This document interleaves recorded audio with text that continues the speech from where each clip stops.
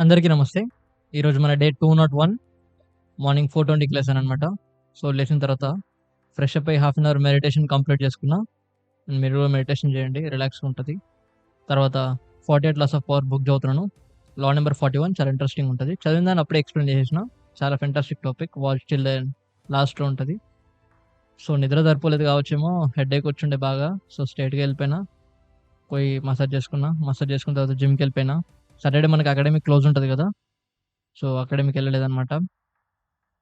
Gym అనేది ఎప్పుడైనా ఉంటది కాబట్టి జిమ్‌కెళ్ళిపోయినా. ఈరోజు జిమ్‌లో మనది లెగ్స్ వర్కౌట్. కాబట్టి starting with some leg stretches చేస్తున్నాననమాట. బ్లడ్ ఫ్లో పెరగడానికి.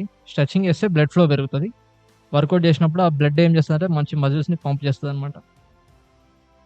సో, మజిల్స్ బాగా పంప్ కనపడాలంటే అది trick. So, body weight squats చేసిన. తర్వాత ఈరోజు ఏం హెవీ వెయిట్స్‌కెళ్ళలేదు. పుష్ వర్కౌట్‌కి ఏమి ఎళ్ళలేదు. So, leg extension, leg curl, 3 3 sets చేసినాననమాట. తర్వాత లంజెస్ ఇది వెయిట్స్ ఎక్కువ అది 30 కిలోస్ అది. ఆల్‌మోస్ట్ దీనితోని మనకి వెయిట్ పడిపోయింది. అంటే చూస్తే సింపుల్‌గా అనిపిస్తది. కొంచెం టఫ్ ఉంటది. నేను దాన్ని సింపుల్‌గా కనిపించేలా చేస్తున్నా. తర్వాత గ్లూట్స్ ఆర్ అడ్డక్టర్స్ కోసం వర్కౌట్ చేసేసాను. లాస్ట్‌లో ఒక హాఫ్ వర్కౌట్. ఆల్ లెగ్ మజిల్స్‌ని టార్గెట్ చేసినామనమాట. క్వాడ్స్‌ని టార్గెట్ చేసినాం. హామ్‌స్ట్రింగ్స్‌ని, కాఫ్‌ని అన్నిటిని టార్గెట్ చేసాం. గ్లూట్స్‌ని కూడా టార్గెట్ చేసినాం. తర్వాత కొంచెం పెయిన్స్ వచ్చిందనిపించింది.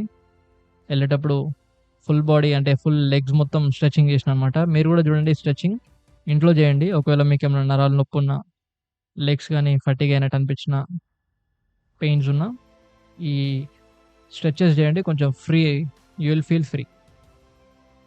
సో, దాంతో అయిపోయింది. వాటర్ బాగా తాగండి. సమ్మర్ కదా కేర్‌ఫుల్. చాలా చాలా వాటర్ తాగడానికి ట్రై చేయండి. Minimum 4, 5 litres. సో, వర్కౌట్ అంతా అయిపోయిన తర్వాత ఇంటికెళ్ళిపోయా. ఇంటికెళ్ళిపోయి వీడియో అంతా ఎడిటింగ్ చేసి అప్‌లోడ్ చేసినాననమాట. సో, డే 200 అప్‌లోడ్ చేసినా. చూడకపోతే ఎళ్లి చూడండి. టాపిక్ కూడా చాలా బావుంటది. సో, మీరు చూస్తున్నారు మా డ్యాడీ వాళ్ళ ఫ్రెండ్ దగ్గరికెళ్ళామనమాట.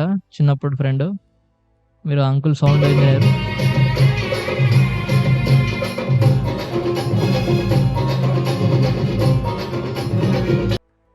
ఫస్ట్ టైమ్ లైవ్‌లో రికార్డింగ్ చేసినాననమాట. మా డ్యాడీ సాంగ్ పాడుతున్న అంకుల్ ఫ్లూట్ కూడా కొడుతుండ్రు. చూడండి ఒకసారి.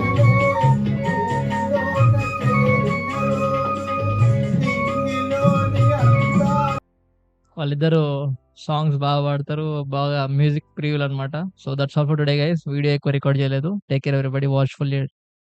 అందరికీ నమస్తే. Thank you for coming back to channel again. ఛానల్‌కి మళ్ళీ వచ్చాను. Thank you. ఈరోజు మన డే 201 ఆఫ్ 369. ఈరోజు మనం 48 laws of power book by Robert green. ఈ బుక్‌లో లా నంబర్ 41 డిస్కస్ చేయబోతున్నాం అనమాట. ఈ లా కంప్లీట్‌గా దేని మీద బేస్డ్ అయ్యి ఉందంటే about your success, about your competition. అంటే కాంపిటీషన్ గురించి, సక్సెస్ గురించి బేసిక్‌గా యూత్‌కి చాలా వరకు చాలా చాలా హెల్ప్‌ఫుల్ అయ్యే టాపిక్ అనమాట. చాలా అంటే చాలా హెల్ప్‌ఫుల్ అయ్యే టాపిక్. నేనైతే పర్సనల్‌గా చాలా కొత్త విషయాలు నేర్చుకున్నా ఈ లాలో. అంటే దీంట్లో మనకి రాబర్ట్ గ్రీన్ ఏం చెప్పాడంటే చాలా డిఫరెంట్ డిఫరెంట్ ఎగ్జాంపుల్స్‌తోని అప్పట్లో జరిగిన రాజకుమారులకి అంటే యుద్ధాల మధ్య డిఫరెంట్ డిఫరెంట్ స్ట్రాటజీస్ అనేది ఎక్స్‌ప్లెయిన్ చేసాడనమాట. బట్ ఇక్కడ మనం ఈ లాలో ఏం నేర్చుకుంటామంటే ఈ కరెంట్ జనరేషన్‌లో ఇప్పుడున్న ఈ 2024లో మనం దీన్ని ఏ విధంగా చూడొచ్చు? ఈ లా మనకి ఏ విధంగా ఉపయోగపడుతదో మనం ఒకసారి డిస్కస్ చేద్దామనమాట.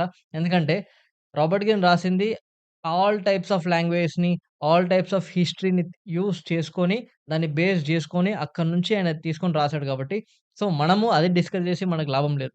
సో, ఇది దీనివల్ల మనకెట్లా యూజ్‌ఫుల్ అయితది, మనం దీన్ని ఎట్లా యూజ్ చేసుకోవచ్చు మన డే టు డే లైఫ్‌లో అనేది మనకిక్కడ మెయిన్ పాయింట్ గాబట్టి, నేను ఎగ్జాక్ట్‌గా దాన్నే టార్గెట్ జేసి చెప్తున్నా.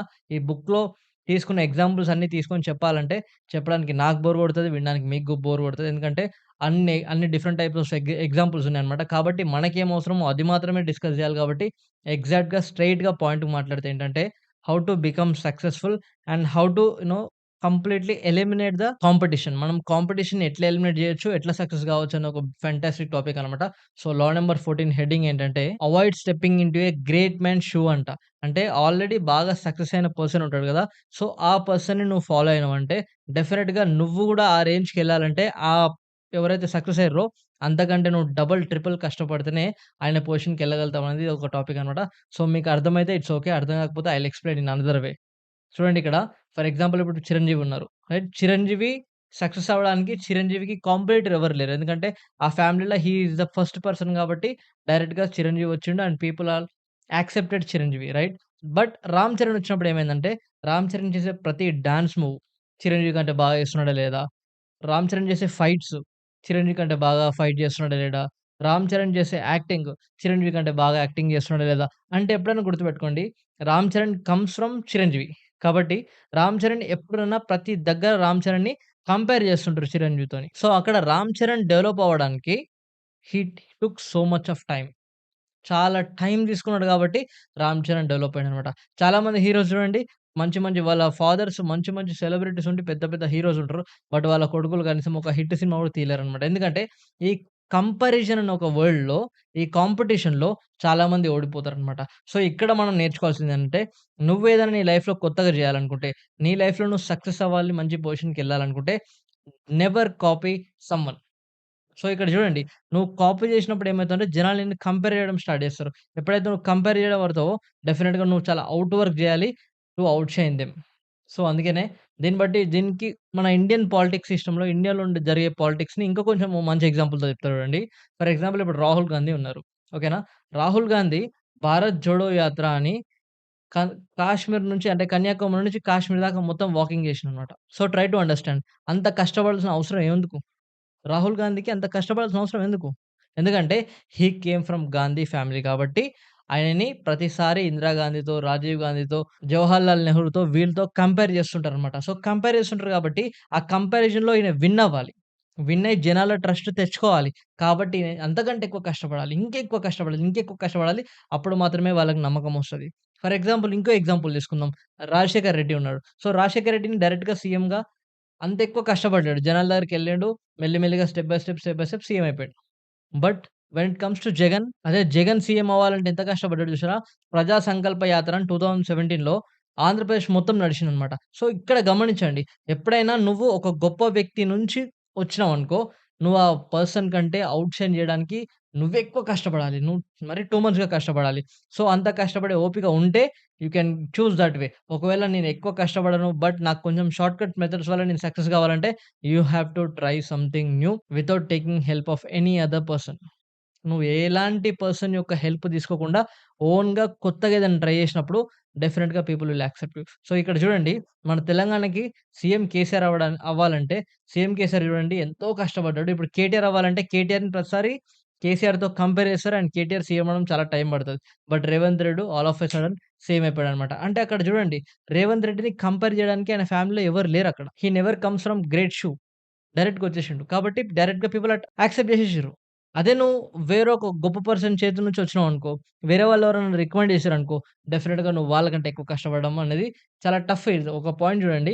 మనం ఎవరి మీద అయితే డిపెండ్ అవుతామో, వాళ్ళకంటే మనం ఎక్కువ కష్టపడడానికి రెడీగా ఉన్నప్పుడే మీరు డిపెండ్ కాండి. వాళ్ళకంటే ఎక్కువ కష్టపడేంత తత్వం మీకు లేనప్పుడు never ever depend on someone ఎందుకంటే అది మనకు సక్సెస్ తీసుకురాదని ఇక్కడ మనకు రాబర్ట్ గ్రీన్ చెప్తున్నాడన్నమాట.